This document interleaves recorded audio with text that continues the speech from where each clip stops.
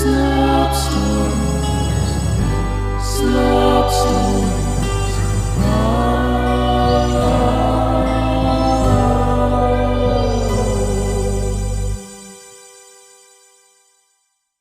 Slop Stories presents Birthday Party by Kenzie Campbell. His name was Grindarian Shlegiev-Stavor, but everyone simply called him Granda because of his strong grandfatherly presence. The small town he'd lived in his whole life was barely older than he was. The town's residents had initially given him the nickname Founding Father, though he hadn't played any part in the town's creation.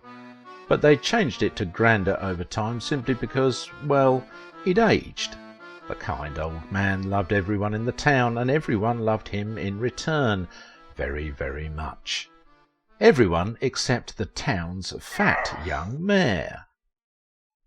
"I swear if you're here to discuss the old man again, I'm gonna kill something," Mayor Hawkey said through a mouthful of meat. Each of his hands held half-eaten chicken thighs, and his entire face was covered in barbecue sauce that was dripping onto his dark brown pinstriped vest. He had a round, swollen baby face that, when not covered in sauce, was usually rosy pink, as if nature had run Hawkey's body through puberty but forgotten his head. "The people have more love for Granda than they do the actual town. The guy's a legend around here," one of the mayor's advisers stated reasonably in an attempt to bring some sense into the conversation.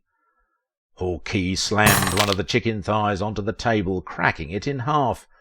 "The old man can be a king for all I care. I'm not spending money on someone just to celebrate how old they are. What you're asking for is more money than we spent when our own town turned 100. My answer is no. Don't ask me again." "Hawk shouldn't have said that. Now my answer is no to the entire request. No funding, no celebrating. I don't even want to see anyone smiling on the streets." The adviser stared for a moment, set his jaw, then left the room without saying another word. Granda awoke on his 100th birthday feeling the same as he did any other day.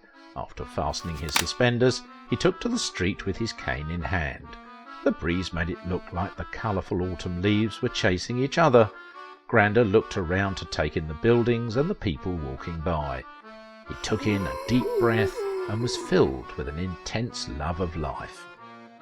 Not long after he started his walk to the office, someone passing by stopped and, knowing that the mayor had outlawed celebration for the day, whispered excitedly to him, "Happy birthday, Granda."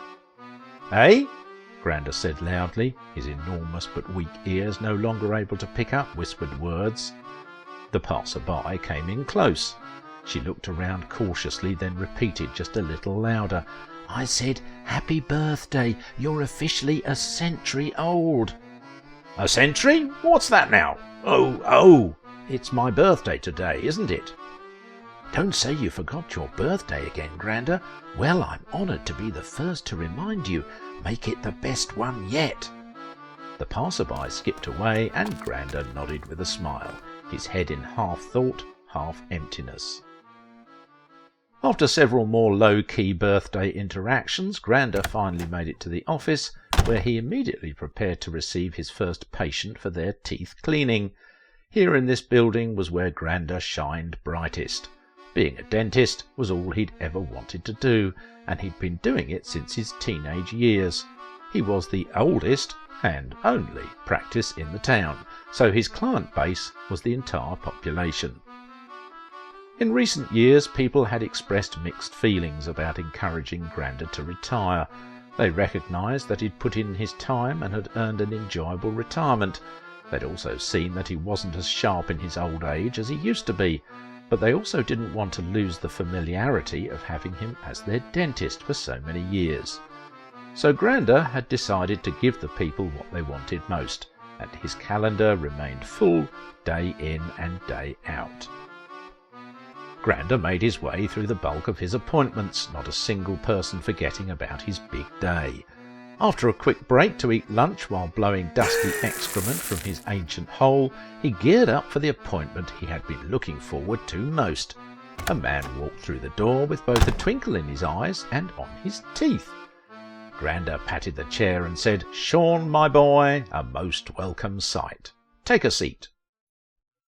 "How you doing, old-timer?" Sean asked his friend as he sat in the chair and readied himself for his routine cleaning. "Been practising writing your age, I hope? Remember, 2 digits doesn't cut it any more," he finished, and they both laughed.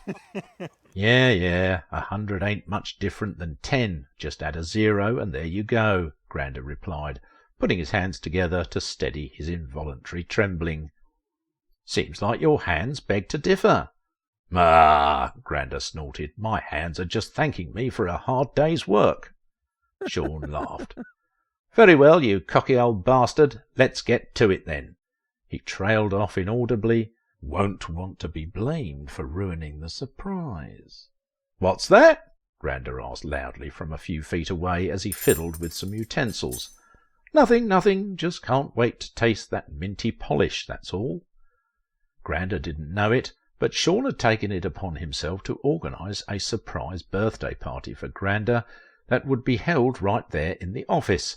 He'd been strategic about it, finding a hole in Mayor Hawkey's executive order that specifically stated that celebration in the streets and houses was banned, but failing to mention anything about places of work. "You and that polish never gets old. All right, you know the drill. Open up that gob." Granda cleaned away while he asked Sean all kinds of questions that Sean would have been able to answer if he hadn't had old wrinkled hand shoved in his mouth. Instead, unintelligible noises were Sean's response, and that seemed fine to Granda. He just enjoyed the company. About halfway through, "Not as quick as you used to be, eh? I guess age catches up to everyone after all," Sean said as a light-hearted jest.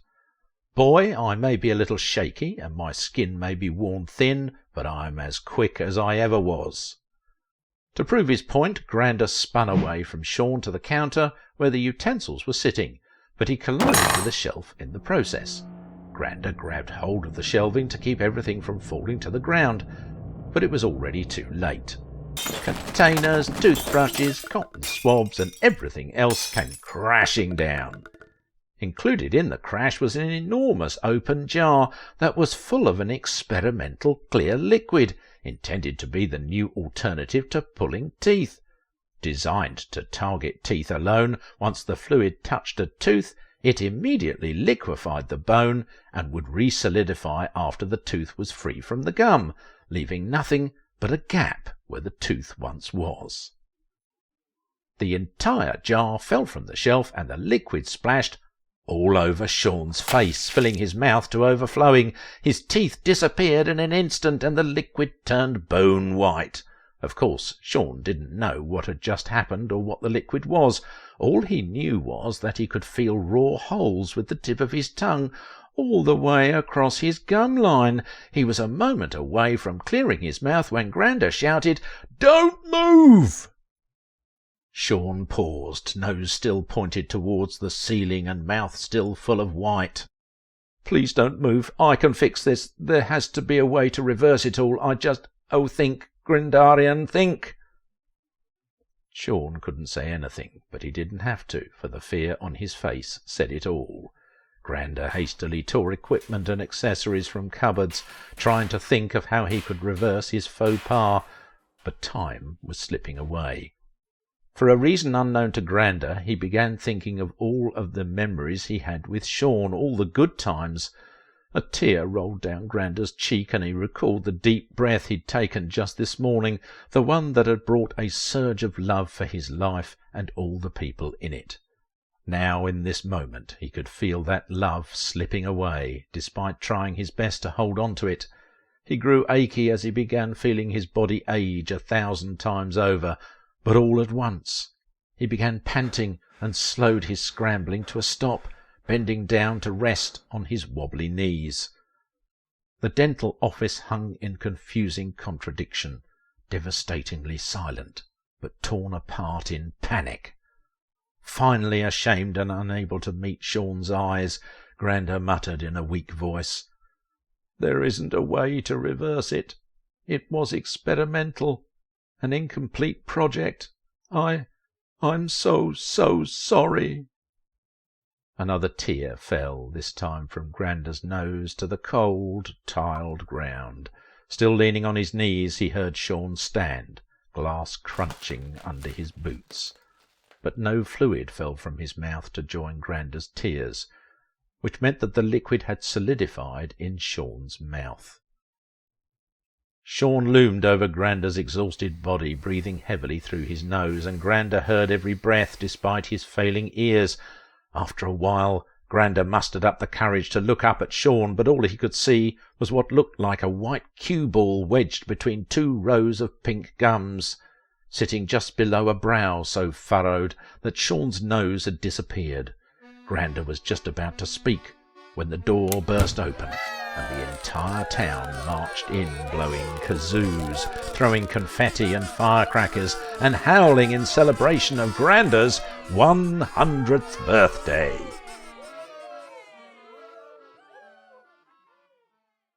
Thank you for listening. I've been your carbon-copied narrator, Simon Hensby. And now for today's Memoir of Misery. No. Bill screamed and sobbed into his hands for the 5th or 6th time of the evening. Tears flowed heavily, accompanied by awful sounds of great pain. "What's wrong, Bill? Please tell me," Bill's wife shouted in a crazed panic. I just don't know," Bill said honestly before another powerfully painful shriek tore from his lungs once more.